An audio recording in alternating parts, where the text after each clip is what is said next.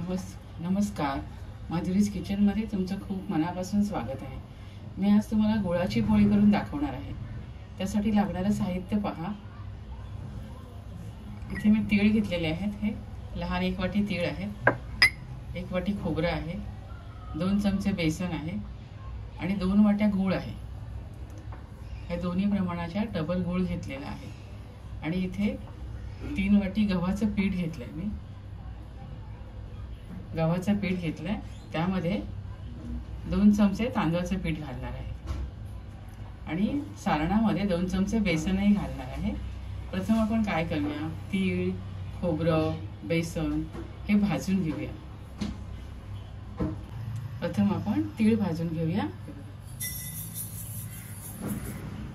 तीळ भाजताना नेहमी कढई जाड बुडाची घ्यायची, म्हणजे तीळ आपले करपत नाही।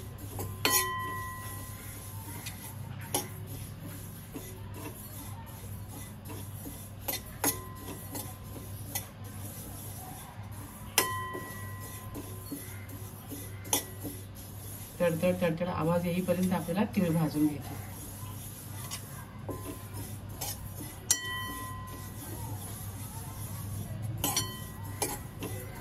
कढई जाड बुडाची घेतली म्हणजे तीळ करपत नाही।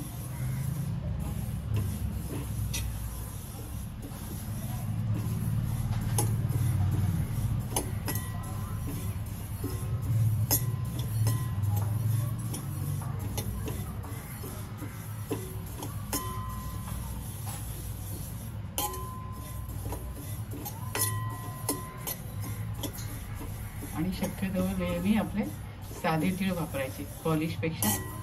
साध्या तिळामध्ये जीवनसत्व भरपूर असतात।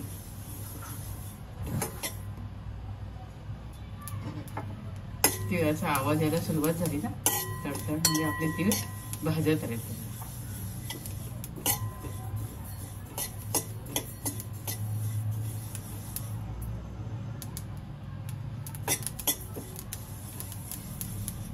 आवाज आला ना म्हणजे आपले तीळ भाजले गेले असं समजायचं। तीळ खमंग भाजले म्हणजे पोळी खाताना खमंग लागते।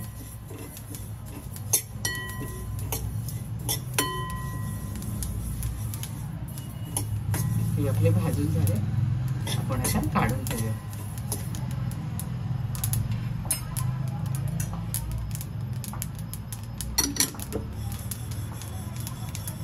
मी गॅस बंद केलाय।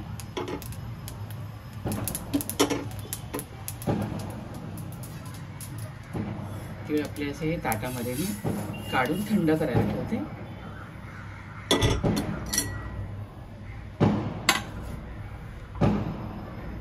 आता आपण खोबरं भाजून घेऊया। खोबरं पण आपल्याला लालसर रंगावर भाजायचंय।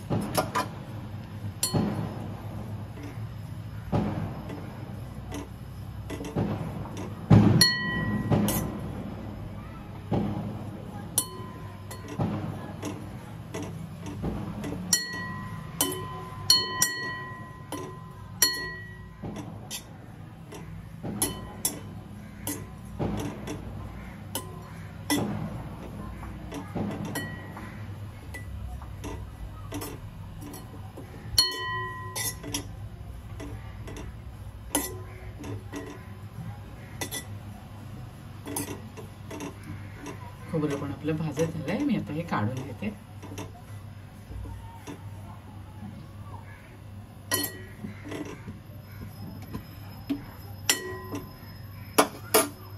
इथे खोबरं मी असं लालसर रंगावर भाजून घेतलेलं आहे। आता आपण बेसन हे 2 चमचे आहे ना, कढईमध्ये मी 2 चमचे तूप घातले। हे बेसन छान भाजून घेऊया।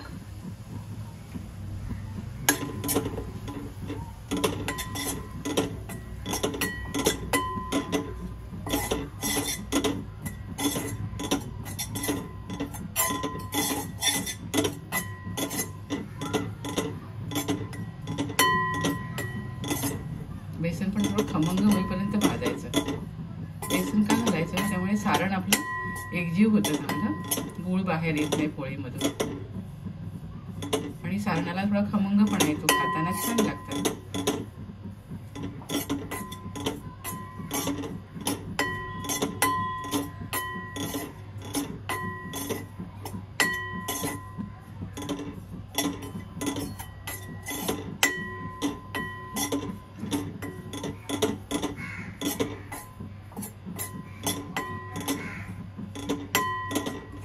आपलं बेसन पण आता इथे छान भाजून झालंय.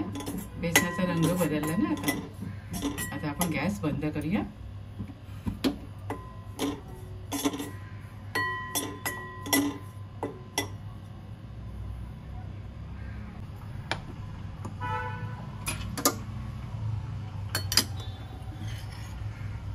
इथे तीळ आहेत ना, हे मी मिक्सर मधनं बारीक करून घेतले आणि बेसन भाजले त्या कढईमध्येच हे काढून घेतले. आता मी खोबरं बारीक करून घेते.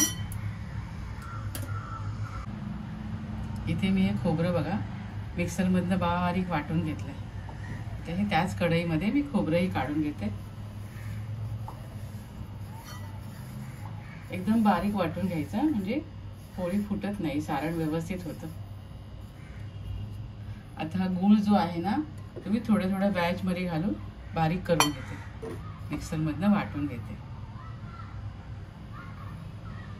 इथे गूळही मिक्सर मधनं बारीक वाटून घेतलं.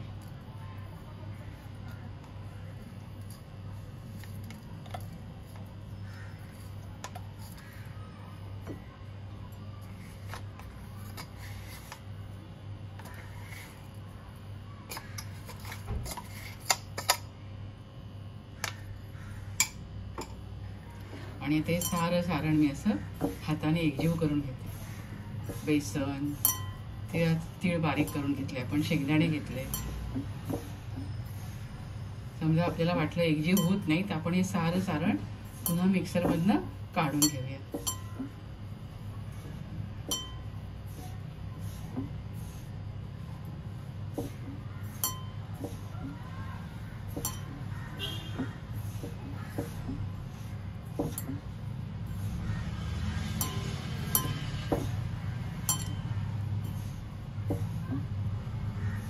छान मिक्स झालाय. काही मिक्सर मधनं काढायची गरज नाही. मी सारं काही बारीक करून घेतलं होतं ना, त्यामुळे सारण आपलं छान झालंय.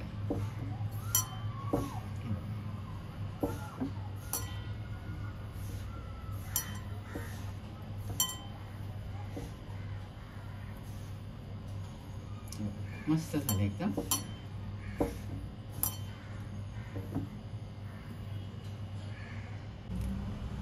आता आपण गोळ पोळीसाठी लागणारं पीठ मळून घेऊया.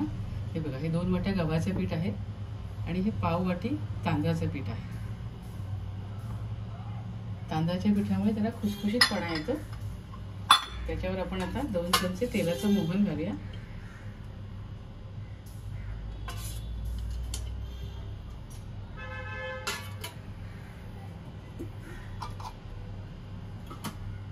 चिमूटभर मीठ घालूया त्याच्यावर. कुठलाही गोड पदार्थ करताना चिमूटभर मीठ घालायचं, त्याला चवही छान येते पदार्थाला. आणि सारं मिक्स करून घेऊया आपण.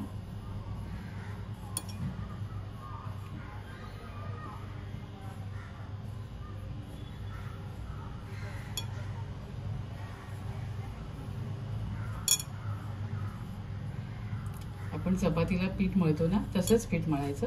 थोडंसं घट्टसर ठेवायचं, थोडंसं किंचित, अगदी सैल नाही ठेवायचं.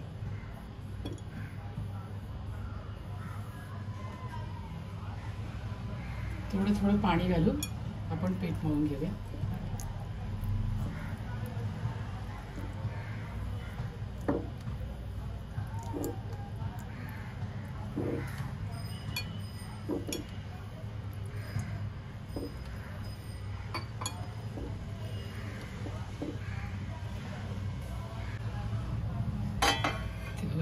पोळीसाठी लागणारं पीठ आपलं तयार झालेलं. चांगलं मळून घेतलंय. आता हे 10 मिनिटासाठी मी हे झाकून ठेवते. चांगलं मळून घेतलंय.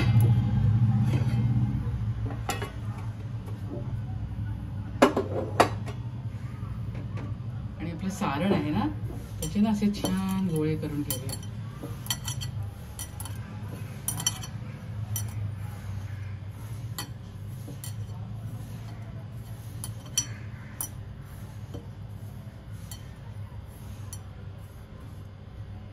याच्यामध्येच असे गोळे करून ठेवूया. म्हणजे पोळी करताना आपल्याला सारखं सारणामध्ये हात नको घालायला. असे छोटे छोटे गोळे करून ठेवायचे.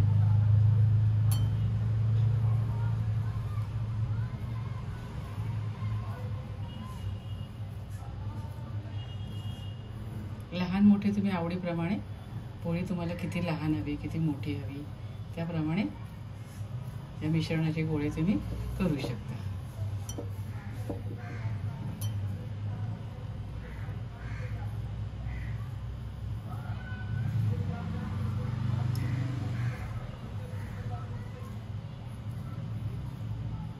पुरण जाम भारी झालंय आणि पुरणाचा सुगंध इतका छान येतोय ना.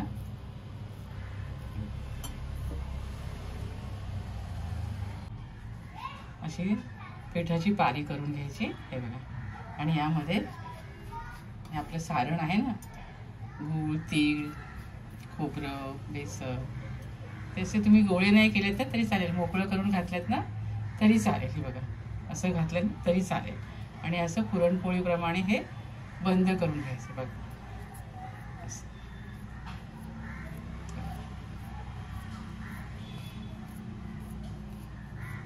आणि वरती आपलं एक्स्ट्राचं पीठ येईल नाही बघा, असं ते काढून घ्यायचं.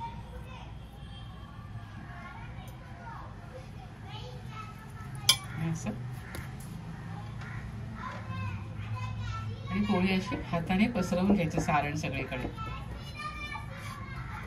म्हणजे सगळीकडे सारण व्यवस्थित पसरलं जातं.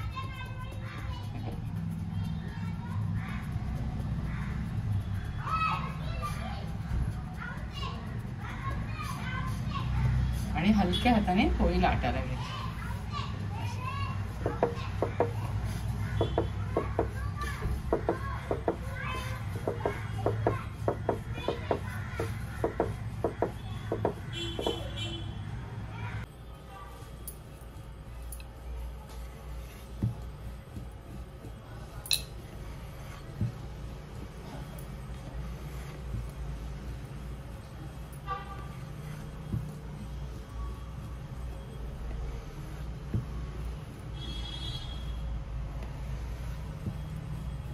पुरणपोळी जेवढी आपल्याला गुळ पोळी जेवढी आपल्याला पातळ लाटता येईल तेवढी लाटून घ्यायची.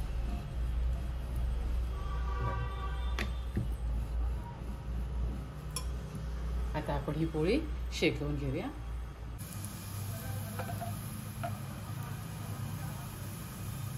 ही पोळी कशी छान फुलली बघा.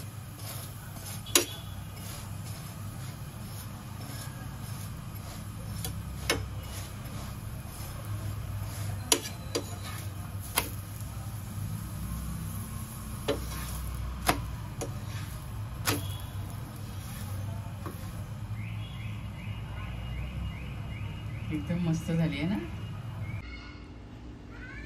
किती छान मऊ आणि खुसखुशीत अशा गुळपोळ्या मी तयार केलेल्या आहेत. खूप मस्त झाल्या.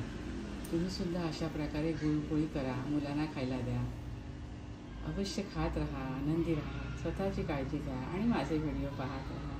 शेअर करा, लाईक करा, आठवणीने सबस्क्राईब करा. धन्यवाद.